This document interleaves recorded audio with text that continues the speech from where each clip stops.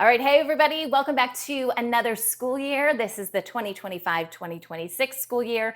It is our second year homeschooling slash unschooling, and I wanted to give you an update about some of the things that have changed this year. The last video I did was at the end of the last school season, and I was going over our curriculum and our costs.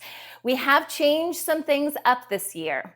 Round two, year two, here we go. And I wanted to share that with you because as you start your homeschooling or unschooling journey, things are going to change, right? You're going to learn from things you did the first year and try different things. At least I hope you do. That's part of the fun, the whole process, right, of unschooling. It's a lot more fun when you can kind of pick and choose what you want to do. So for us, just a kind of a quick review of how we have things set up. So we are part of a school that allows us to pretty much do whatever curriculum we want. Then we communicate that back to the school, which is technically a private school, but we never really meet with them. I mean, we could if we wanted to, but last year there was no need. They're just there to help us and support us in making sure that the state, and even if there's anything that the country, any national things that are needed in order to prove that our girls are doing what they need to be doing in order to finish a certain grade.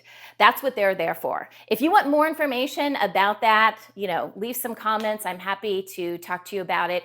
And I'll also leave a link for the school itself because I think you can still get in as of today if you want. It's called Bridge Academy, and I'll leave a link below for that.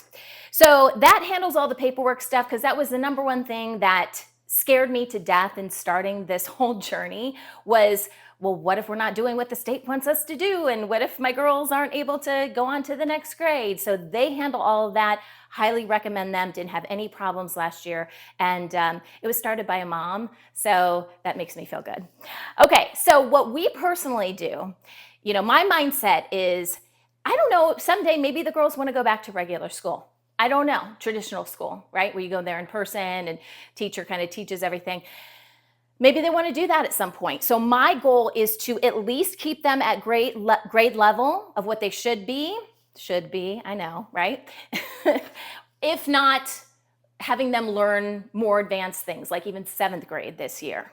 So that's my goal. I'm choosing to keep them at that level. I know some families do things different where they don't abide by that, and that's totally fine, but that's what we've chosen to do in our house. So the main curriculum to get all the core stuff that's really needed, at least the state says is really needed, we use a program. It's called two different things. So Power Homeschool, you can search for that online. I'll leave a link below. It's also called Acellus. So you can search for, it's some sort of partnership they have. I don't quite get it. But they've made some changes this year. And I think they're really positive changes. Last year, they completely redid the whole curriculum because it is video-based. So your kids learn a lesson and then they answer some questions. And that's pretty much the teaching process. I will tell you that I think it's really, really good. I've recommended it to several people. I don't get paid to say that. That's just something that we happened upon. I actually chose another program last year and switched to this one really early in the school year, and I've been very, very happy with it. So in that, you still have some selection, some things that you can choose, like different types of science and things like that you want your kids to learn. So this year, we are doing Spanish, we are doing 6th grade math, earth and space science, grade 6 language arts, and social studies, which for social studies, it's currently focused, I can't remember what they call it. It's something having to do with your personal finances. That might be the focus of it. So it's not traditional social studies. I'm personally not a big fan of teaching my kids what happened in our quote history because I think it's completely wrong. But teaching them how to manage money, I think that's smart, right? So that's why I chose that for them. So they're doing those through Acellus/Power Homeschool. And we are doing OutSchool again this year. I can't say enough good things about OutSchool. They have changed how they charge, or at least they're providing parents with a few more options. So if you don't already know, you can go to outschool.com. But they provide mainly live classes where your kids can interact with a teacher and then students. And my kids had so much fun doing that last year. They took a baking class last year and a live Spanish class last year, and they really enjoyed that. We're changing things up this year. We're actually doing 3 classes, but they're not as often. Okay, so you really got to look at the individual classes, but they've got classes on everything, and it's really kind of fun to pick out what your kids might want to do. And it's a great thing to do together, obviously, because you want your kids to enjoy this. So for us, we're not doing Spanish. I almost said that. We did Spanish last year. We are doing a science experiment class. So for each class, they do a science experiment, and we get the items for that. They're usually only like 5 or 6 items you need for it. So she does a lesson about something, and then you do an experiment to support that. And for me, in science class, those were always the most fun days. So I thought, hey, if they got to do science, let's do something fun like that. And the teachers rated really high. So that's great. That's at Outschool. We also have, let's see, veterinary science. Okay, so my girls love animals. Love animals. I'd be shocked at least if one of my daughters doesn't do that as a profession someday. And I wanted them to start kind of, I'm just a big fan of, if you think you want to do something as early as possible, why don't you try doing that thing to see if you're really interested in it?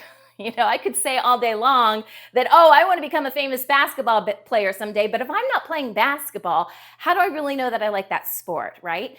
And I think it's the same thing. For some reason, we don't apply that same information, that same wisdom to our children's education.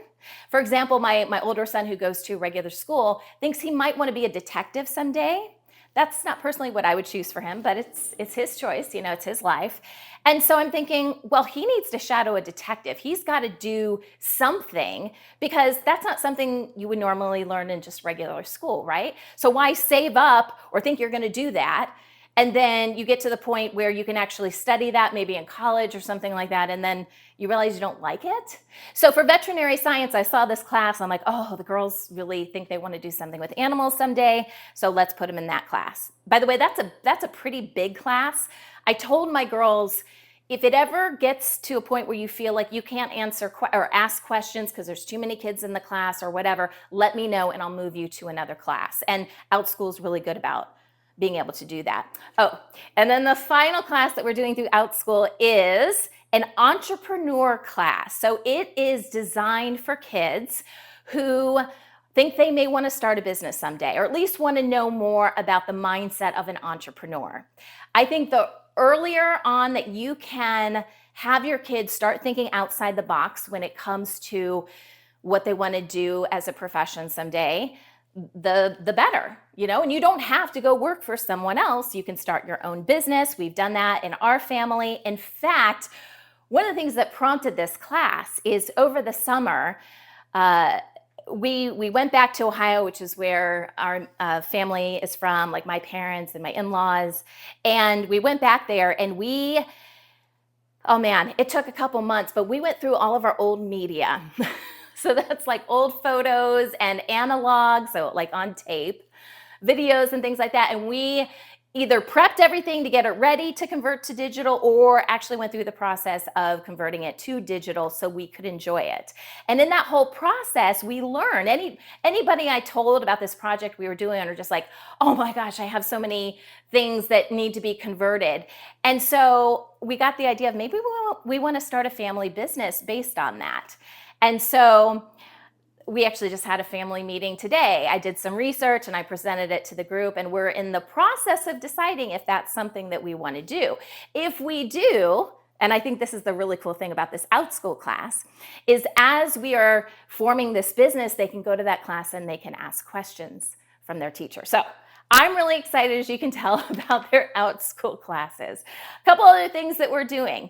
So last year we had weekly videos that the girls would do. One was a weekly wrap up to tell you guys what they're learning and what they could do better, what they did good that week. So that video continues. Every Friday they'll be uploading those videos. But we also had another video that was more of research and writing and then presentation. So they would come up with these questions like, what causes earthquakes?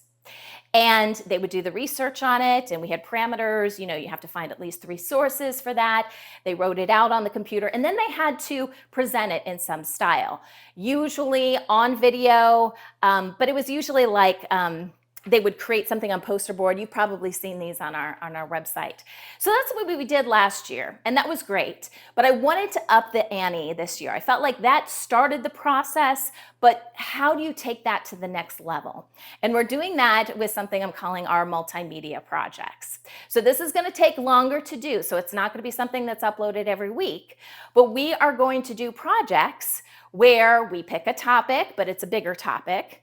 We do research on that topic. We write out our paragraphs, kind of the same process of what we did for our questions, but then we're taking that and we're creating some sort of project out of it.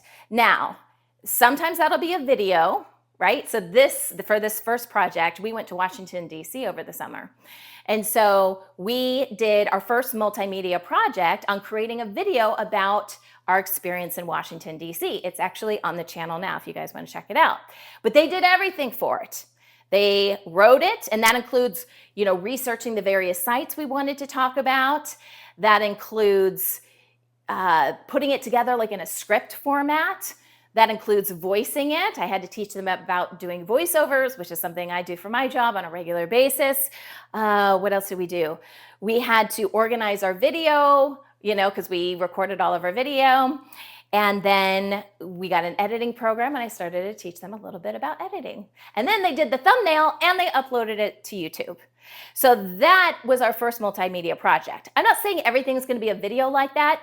Maybe, I'm thinking about, I don't know if we'll do this right away, but maybe sometime later in the year, we'll do something about the planets or the universe or something like that. Maybe the end project is some sort of model that they do. So it won't always necessarily be a video, but that made a lot of sense for our Washington, D.C. trip, which, like I said, you can check it out now. So that's what we're doing instead of the questions. We're doing our multimedia projects. We're also continuing to read on our Kindles. And the way we're kind of stepping that up this year, at least doing something a little bit different, is we've now tied in with our local libraries.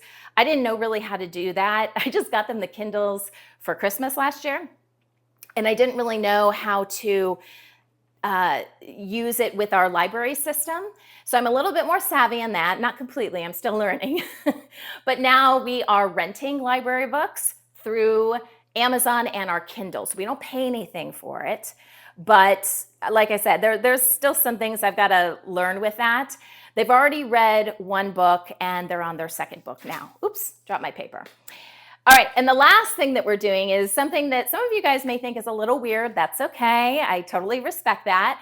We are doing things differently, like I said. We are doing something called twin telepathy. At least that's what my girls have named it.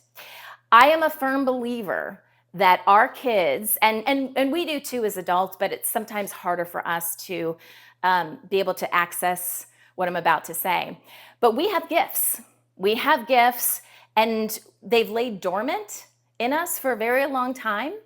But children have an easier time accessing these gifts, and one of them is telepathy. And this happens all the time. We just don't really realize it. There's a lot of communication that we have with each other that is nonverbal, and part of that is telepathy. We just don't call it telepathy because that sounds too woo-woo and crazy out there, but that's essentially what it is. So one of the things my girls are doing, they're spending 10 minutes Monday through Friday, which is their school week, right, doing this. They call it twin telepathy, but I got them these flashcards. And one of them wears a mindfold, which is kind of like a blindfold. You've probably seen them in various videos. And one girl holds up a card and the other girl has to guess what's on the card. And I'm telling you, it takes a while to, kind of get over your mind telling you that's not possible. But these girls are doing a very good job of really being able to see without using their eyes what's on the card. It is possible for all humans to do this and so much more, but we are just caught in our heads that it's not possible. And so, like I said, for adults, it's way harder to do. It's easier if you start with kids. And if you search online for these kind of exercises, you will find kids doing amazing things. And I want my girls to start thinking that anything is possible, because I really believe anything is possible. And like I said, there's so many gifts that we have that have just been dormant. We just haven't used them, and we have to remember how to use these gifts again, because that's what we were designed to do. So that's twin telepathy. That rounds up pretty much some of the new things that we're working on this year. Like I said, pretty much Monday through Friday are the days, we did that last year too, but we've already had one day, what was it, Labor Day, where they're like, Mom, I don't really want to do school today because all my friends, they're going to be playing outside. So I said, that's fine. Just make sure you have your work done by the end of the week. So we're still kind of playing around with schedules. If, I don't want it to be necessarily that they just don't feel like it, but if there's an event or something going on and it makes more sense, to change the days of their study, I've got no problem with it. Again, that's one of the beautiful things about doing this kind of learning, is that you have that flexibility to go with what makes sense for you and your family. So I hope you enjoyed this video. I will keep you posted. Probably won't be doing as many videos as I did last year, but obviously if something changes or something worthwhile sharing, maybe I'll do a twin telepathy video in the near future, just to show you guys how it really works. All right, thanks guys. See you later.